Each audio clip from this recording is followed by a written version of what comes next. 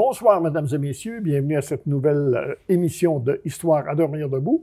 Alors, comme d'habitude, ici André Pelchat qui vous souhaite la bienvenue, toujours avec Charles Daigneault. Bonsoir, Charles. Bonsoir, André. Alors, ce soir, on a deux histoires qu'on peut relier pour une fois. On peut facilement trouver un thème commun qui serait les théories du complot. Bien.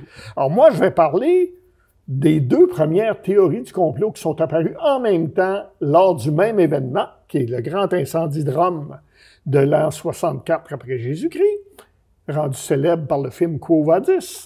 Et toi, tu vas nous parler de...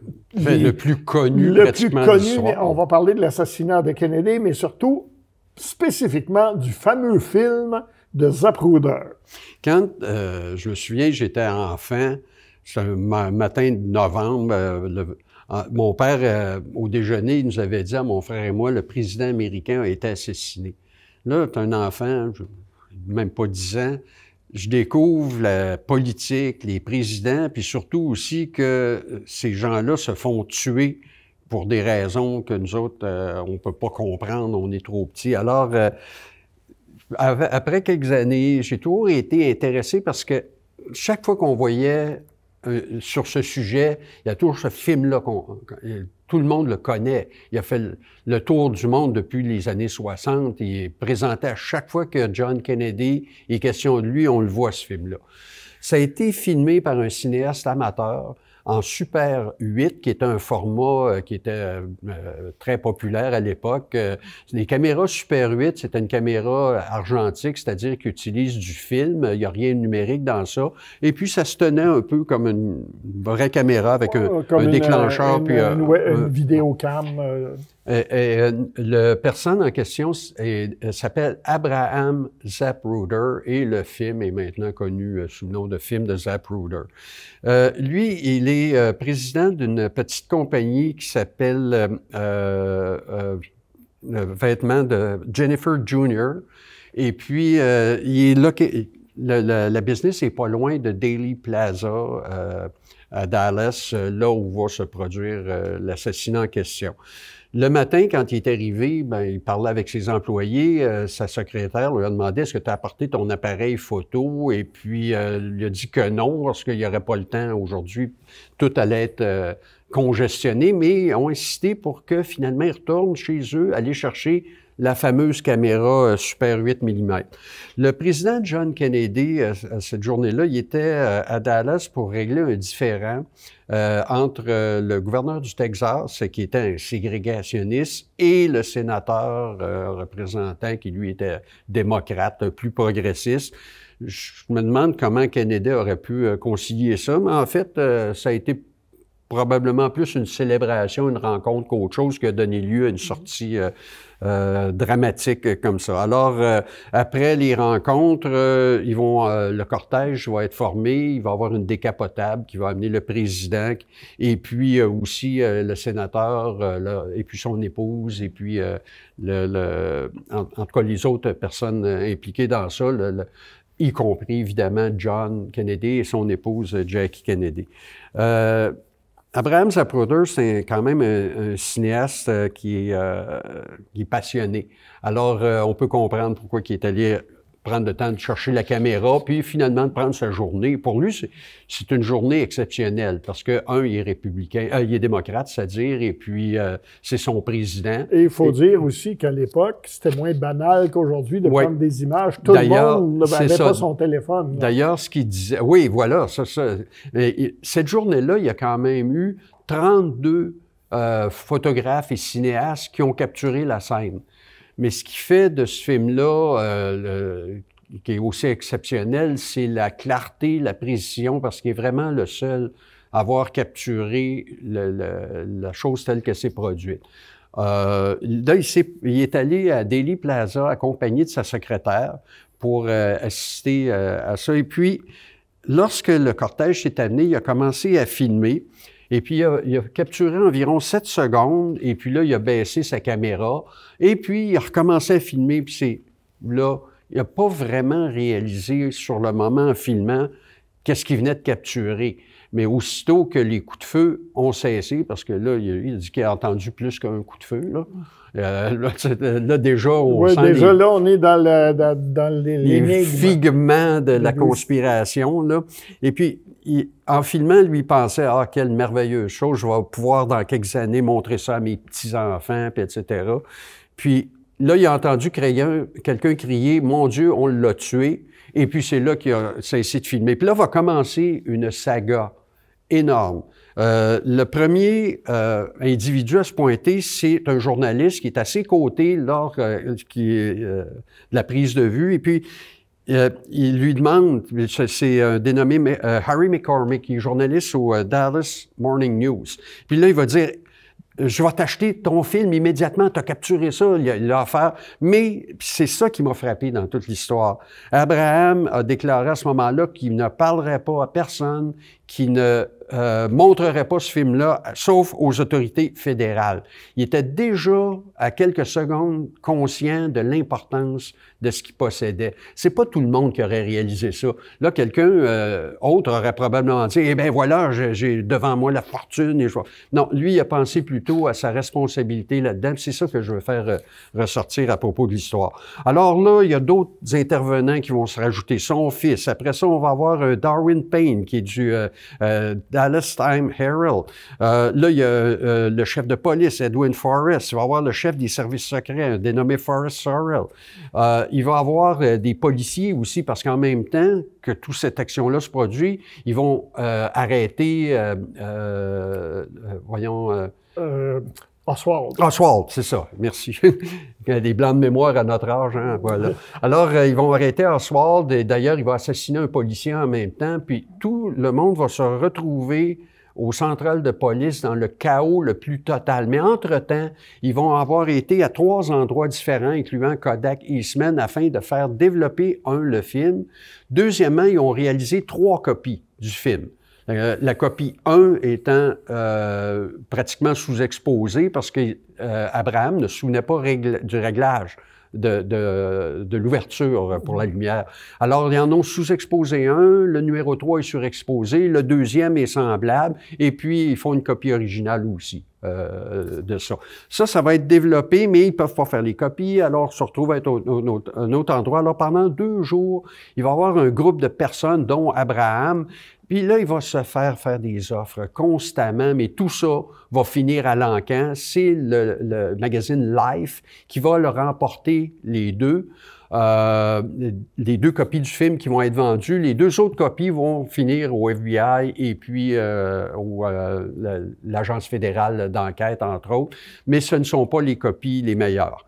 Et puis, lors des copies puis du développement, Eastman vont endommager des frames, les images parties du film qui sont critiques. Puis encore là, ça va rajouter plus tard à la fameuse théorie du complot. C'est une erreur? Est-ce que c'est volontaire? D'ailleurs, dans l'entente avec Time Life, les images en question ne seront jamais montrées dans le film. Il y a une entente très précise. Ça va lui apporter une centaine de $1000 à l'époque, là, ce qui est vraiment énorme.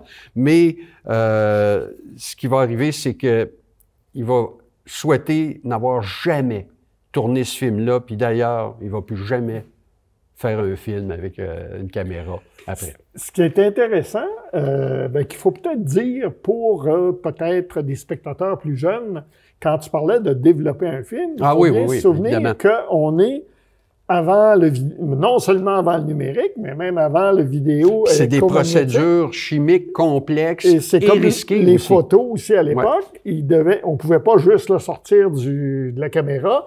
Fallait l'amener dans une chambre noire pour l'exposer à la lumière rouge et réussir à le développer. Dans le cas qui nous occupe présentement, le Super 8 est un format relativement nouveau. La majorité des amateurs tournaient en 16 mm à l'époque. Ça a créé beaucoup de problèmes, ça a créé ces déplacements-là.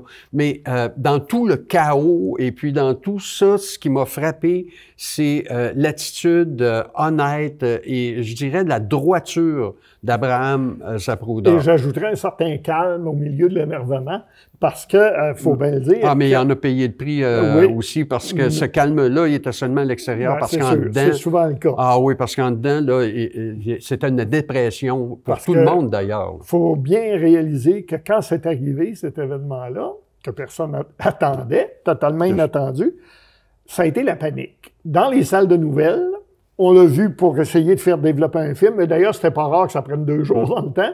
Et là, faut parler un petit peu du... mais dans l'histoire, juste un instant, Dan Rather, qui est un icône, justement, c'est probablement ça, tu vas le mentionner.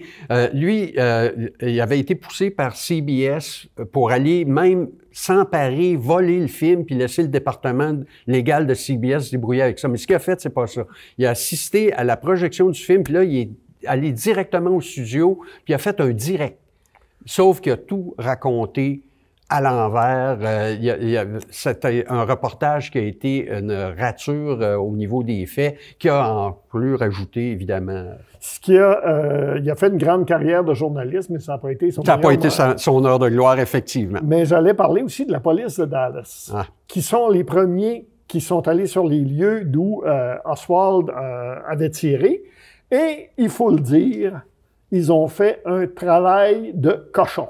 Ils ont contaminé la scène, ils ont déplacé les objets. Quand le FBI a fini par arriver, qu'eux autres mêmes ont cafouillé pas mal, il n'y avait presque plus rien à tirer de cette scène de crime. D'ailleurs, la copie du film destiné au FBI a été remise au bureau de Dallas, qui l'ont conservée pour l'analyser au lieu de la transmettre immédiatement à Washington. Alors, la nouvelle d'assassinat puis le film a été publié avant que le bureau du FBI l'ait en main.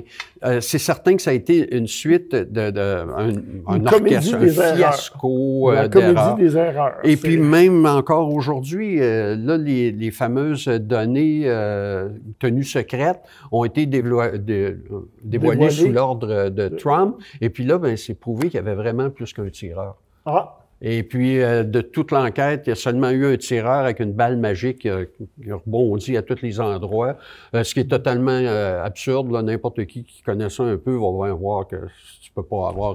Il y a eu des simulations informatiques qui semblaient dire le contraire, mais bon, ça va être... ça va rester un mystère. Je vais attendre d'en savoir plus sur ce qui est arrivé de ces dernières révélations. On demeure dans le domaine On demeure dans le domaine. Moi, je vais vous parler, parce qu'on parle beaucoup des théories du complot, je donne même un cours là-dessus, et là, on se demande, c'est vieux comme la Terre, on imagine? Oui. Mais à un moment donné, il y en a une qu'on peut repérer, et on cherche celle qu'on peut repérer comme étant la première qui mérite d'être appelée comme ça.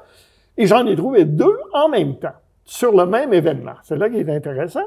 C'est l'incendie de Rome du 18 juillet 64. 64, pas 1964. On a vu cet incendie-là abondamment dans un film qui s'appelle Quo Vadis, qui est rediffusé pas mal toutes les périodes de Pâques, dans lequel on voit Néron, et puis on voit le fameux incendie. Puis Néron qui persécute les chrétiens à la suite de l'incendie. Et c'est là qu'arrive. D'abord, décrivons la ville de Rome, à l'époque, capitale de l'Empire romain, a 1 million d'habitants. C'est la plus grande ville de l'Empire, c'est peut-être la plus grande ville du monde même. Si elle a des rivales, sont en Chine, et ceux qui habitent à Rome ne savent même pas qu'elles existent. Or, le 18 juillet 1964, un incendie se déclare qui va durer 6 jours et 7 nuits, se propager dans toute la ville. Il va y avoir des milliers de morts, on ne sait même pas exactement combien, mais plusieurs milliers. 200 000 sans-abri, à peu près. Les édifices publics vont être détruits, et des monuments, et environ 4000 insulae. C'est quoi ça? C'était des édifices à appartements de 4-5 étages. Le nom en latin, hein? Oui, insulae. Insulé. Oui, qui veut dire île. Alors, les insulae, environ 4000 vont être détruites et 132 domus, que c'est ça? Les domus, c'est la grande maison du citoyen romain riche, celle qu'on voit beaucoup plus dans les films, là, avec l'atrium au milieu, tout ça. Il y en a 132 qui vont brûler complètement aussi. Et à l'époque, on est sous le règne de l'empereur Néron.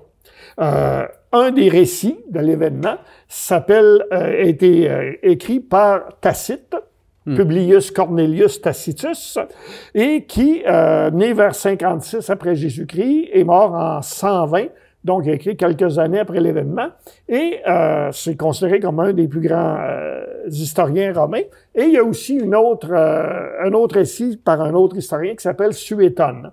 On les compare souvent, j'ai l'habitude de dire, si je devais les comparer, je dirais que Tacite, c'est Le Devoir et que Suétone, c'est le Journal de Montréal.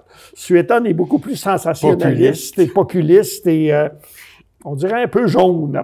Donc, les deux, par contre, les deux récits convergent, mais il y a des informations que l'un a et pas nécessairement l'autre. Ce qu'on sait, selon Tacite en particulier, beaucoup d'habitants sont en fuite et c'est très difficile aller essayer de combattre l'incendie, entre autres parce que vous avez les gens qui se sauvent et on est dans des rues très étroites et pas toujours droites et c'est très difficile d'aller vite. Bon, même avec les moyens de l'époque. Mais là, il y a aussi un événement qui est cité, qu'il y a des gens qui auraient empêché les secours et qui même avivaient les flammes sous prétexte d'obéir à des ordres. Personne ne sait finalement qui vont être ces gens-là. Et le premier qu'on va soupçonner, c'est l'empereur, Néron. Pourquoi on le soupçonne? C'est un peu confus. Mais, entre autres, on sait qu'il y avait des plans, lui, de raser une partie de Rome pour faire une nouvelle reconstruction. Et on se dit, bon, ben c'est ça vient de se faire. On néglige le fait que lui a perdu énormément lui-même parce qu'il y avait beaucoup de choses qui lui appartenaient, qui ont brûlé. Et lorsque les gens sont venus se réfugier, ils sont allés se réfugier dans le palais impérial et il a fait une distribution de vivres. Il a été... on peut pas se plaindre de son intervention, là. Mais il y avait des rumeurs qu'on l'avait vu chanter en jouant de la harpe devant les flammes, etc. Pas sûr que c'est vrai non plus. Et là, Néron, donc, devient suspect. Et là, on soupçonne que les gens qui, soi-disant, empêchaient les secours étaient de ses amis, de ses personnes, de ses clients, lui. Alors, Néron devient suspect et lui, évidemment, veut détourner. Même aujourd'hui, le cliché persiste. Hein, quand il monte Néron, il est toujours en train de jouer du violon. Mais il n'y a pas de preuve qu'il aurait mis le feu. Et, faut bien le dire, c'est même pas nécessaire que quelqu'un ait mis le feu. La ville de Rome était une ville construite très majoritairement en bois. Et faut pas oublier qu'on s'éclairait et on se chauffait à l'époque avec des flammes ouvertes. C'était soit une torche, soit un brasero. Il suffit de renverser ça, puis on a un feu. Et comme l'avait dit Tolstoï à propos de l'incendie de Moscou sous Napoléon en 1812, il avait dit « Pas besoin de chercher un coupable. Vous avez une ville en bois avec des flammes ouvertes. Un jour, elle va brûler. » C'est ce qui est arrivé ce jour-là, probablement. Toujours est-il qu'on cherche un coupable. Et c'est là qu'on rejoint les théories du complot contemporaines. On cherche un coupable et ça ne peut venir, pour ceux qui soutiennent la thèse de Néron, que des autorités. Et ça, c'est classique dans les théories du complot. C'est un modèle de théorie du complot. Il y en a un autre, et on va le voir aussi. C'est le modèle qu'on appelle la théorie où on se méfie donc des autorités, ça vient d'en haut. La pandémie, on n'a rien qu'à penser à ça il n'y a pas si longtemps que c'est Bill Gates qui a organisé la pandémie de COVID-19 ou des choses comme ça.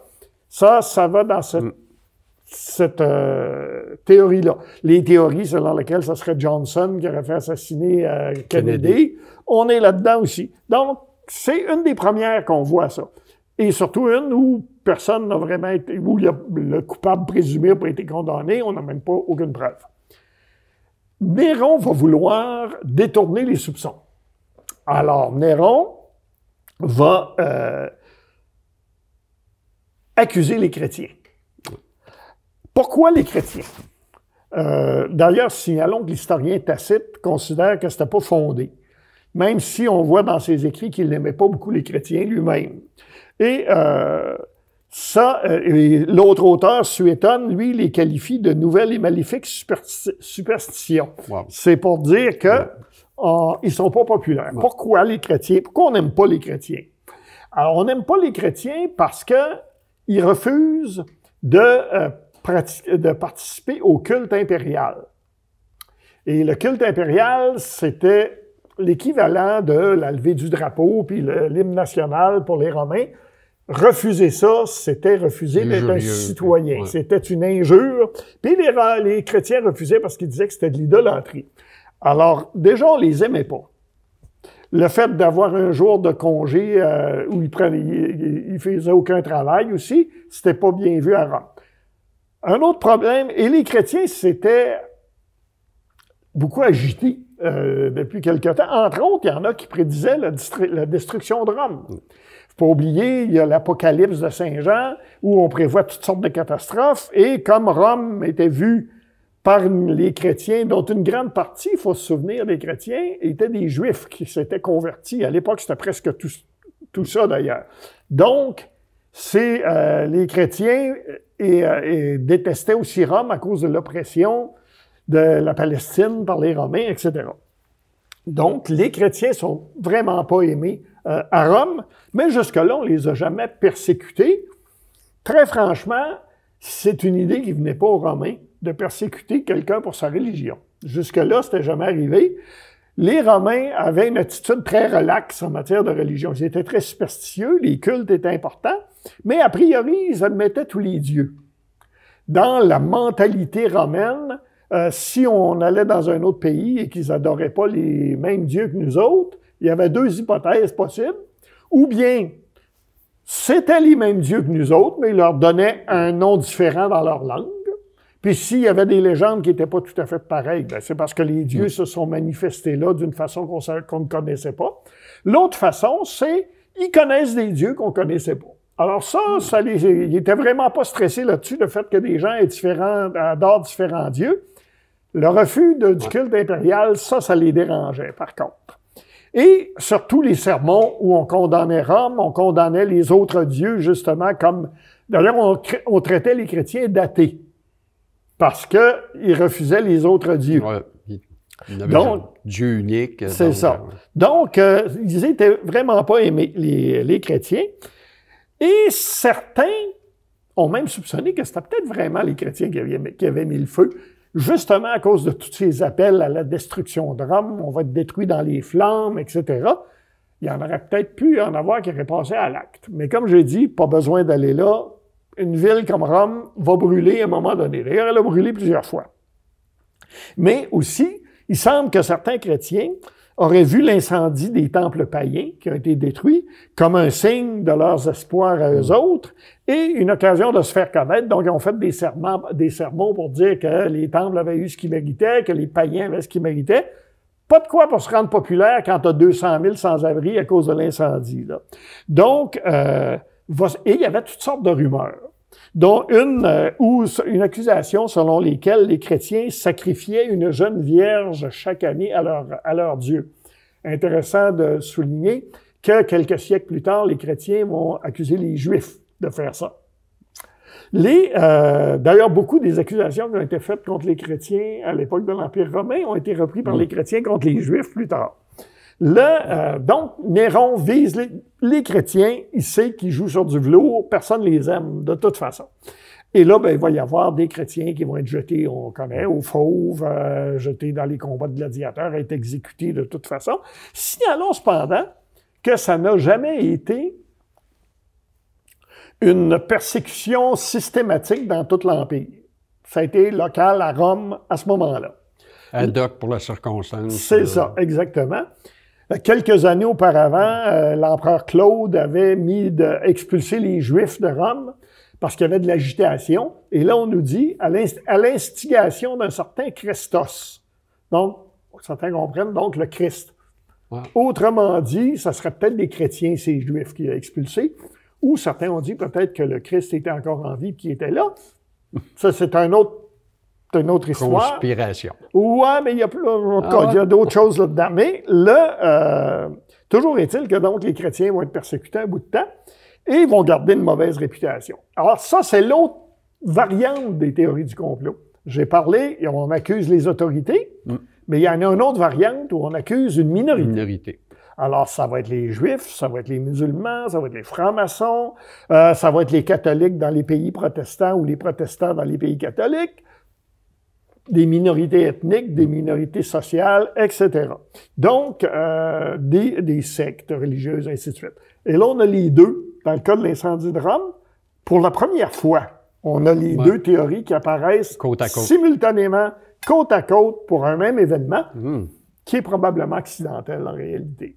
Alors, c'est ça l'histoire un peu des théories du complot et des deux premières théories du complot d'origine. Et évidemment, le récit a été repris dans un roman qui s'appelle Quo Vadis, où vraiment on laisse entendre que c'est Néron et qui a persécuté les chrétiens qui, eux, sont parfaitement innocents et qui ont l'air tout à fait inoffensifs là-dedans, d'ailleurs. Et il va y avoir plusieurs films qui vont en être tirés. Celui qu'on voit qui date des années 50 avec l'acteur russo-belge-canadien Peter Ustinov dans le rôle de Néron. Et il y en a un de 1913, le tout premier, qui est italien aussi, qui raconte la même histoire. Alors donc, une histoire qui dure depuis longtemps et comme je dis, qui n'a probablement aucune raison d'être au départ parce qu'il s'agissait très probablement d'un incendie. Avec deux versions différentes du même effet, deux suspects. Puis c'est drôle, au 21e siècle, les conspirations sont toujours des puissants qui cachent les choses. Okay? Là, quand c'est pas les extraterrestres, c'est des armements, c'est des recherches de pointe, la destruction, la conspiration est là. Il y a encore beaucoup de gens aussi qui croient à la conspiration, soit par les Juifs, soit par les francs-maçons. Donc, les deux types continuent à exister encore aujourd'hui. Comme quoi, j'allais dire, plus ça change, plus c'est pareil.